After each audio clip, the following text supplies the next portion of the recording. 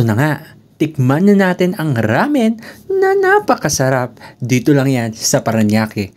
O di ba? Mag-isa lang ako dahil sanay naman ako mag-isa. Pati kaldero, taob. Nandito na tayo sa Ramen Bar, BF Homes, Parañaque. Ayan, pagpasok pa lang natin, madami na tayong makikitang iba't ibang ramen flavor na ikaw mismo ang gagawa. Sa dami-dami ng flavors, nalilito na tuloy ako kung ano pipiliin ko. Parang siya, nalilito na din ako. Joke! Tara, simulan na natin ang paggawa ng ramen dito lang yan sa Ramen Bar, dito sa Parañaque. Ayan, kumuha na nga tayo ng kaldero at iba't ibang kailangan para makagawa tayo ng ramen. Sa dami-dami ng pagpipilian na toppings, nalilito na tuloy ako kung siya yung pipiliin ko. Ay, joke lang po, yung ilalagay. Sa dami talagang pwedeng ilagay, malilito ka talaga. Pero ang pinagustuhan ko talaga dyan, yung cheese seafood tofu. May mga kimchi at mushroom at iba't iba pang klase na magugustuhan mo talaga. At kung nauhaw ka sa pag-ibig, ay, pagkain pala to. Joke lang po. Eto pa, sakto pa sa tag-init dahil meron silang iba't ibang klase ng drinks na pagpipilian mo at partner ng ramen. Ito na nga, nagbayad na tayo sa cashier at naka 400 plus tayo niyan. Medyo, sabi ko nga, magtitipid pero dahil nandiyan na, go na kasi medyo gutom na din ako. Pero this day, deserve ko to. Ito na nga, pumunta na nga ako sa paglulutuan. Pero first time ko nga lang dito, hindi ko alam kung paano talaga to gamitin. Kaya nagpaturo tayo kay ate kung paano magluto neto. Dahil tiga-bundok ako, hindi ko talaga alam to kung paano gamitin.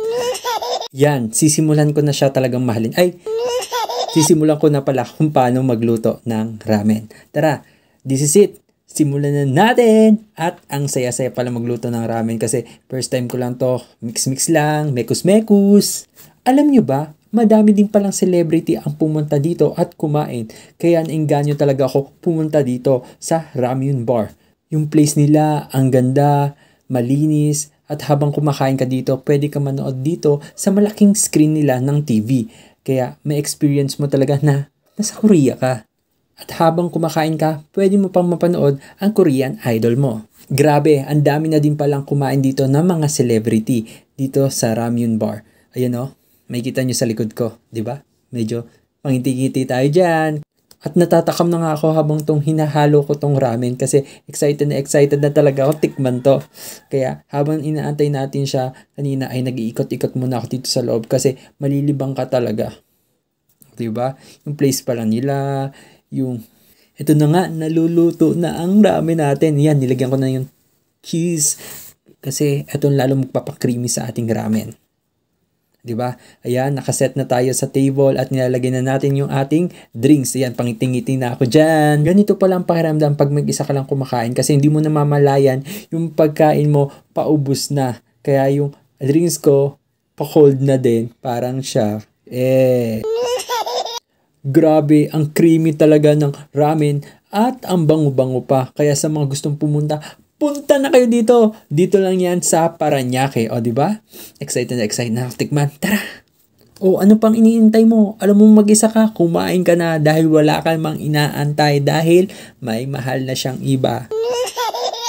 Bumalik na tayo sa ramen dahil masarap talaga ang ramen at habang tayo kumakain, nanonood tayo ng mga K-pop dance idol natin. Yan, diba? Yan, taob na talaga yung kaldero kasi solid na solid yung pagkain at solid yung bayad mo. Kaya ano pang inaantay mo? Pumunta ka na dito. Grabe, taob talaga yung lagayan o kaldero man yan. Kung anong tawag man dyan. Ayan o, tinaob ulit. O, diba?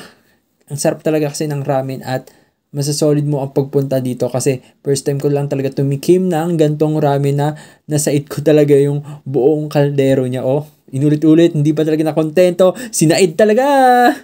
Siyempre, itatapon natin yung mga basura natin at ililigpit natin yung kinainan natin. Yan, sila na ang bahala dyan maglinis. Basta ilagay lang natin dyan. At may tubig pala kung ayaw mo din sa kanya. Joke! Bye-bye!